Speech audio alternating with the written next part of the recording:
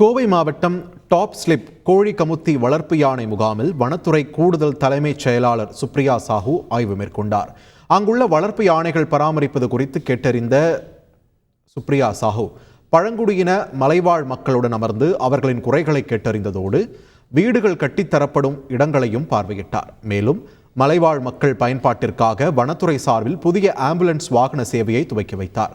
தொடர்ந்து வால்பாறை அக்காமலை பகுதியில் வரையாடுகள் வாழ்விடம் குறித்து ஆய்வு செய்த அவர் தாயை விட்டு பிரிந்த 4 மாத யானைக்குட்டியை மீண்டும் தாயுடன் சேர்த்த வனப்பணியாளர்களுக்கு பாராட்டுச் சான்றிதழ் மற்றும் ரொக்க பரிசினை வழங்கினார்.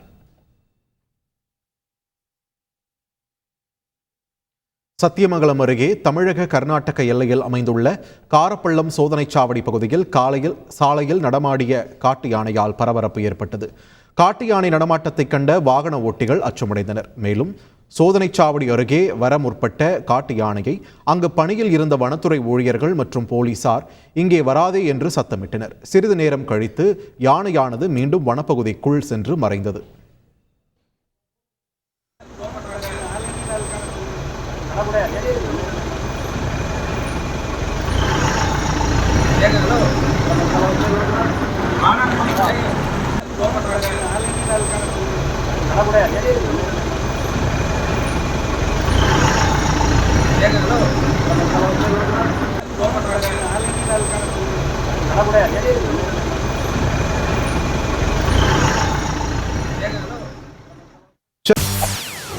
செய்திகளை உடனுக்குடன் தெரிந்து கொள்ள உடனே சப்ஸ்கிரைப் பண்ணுங்க.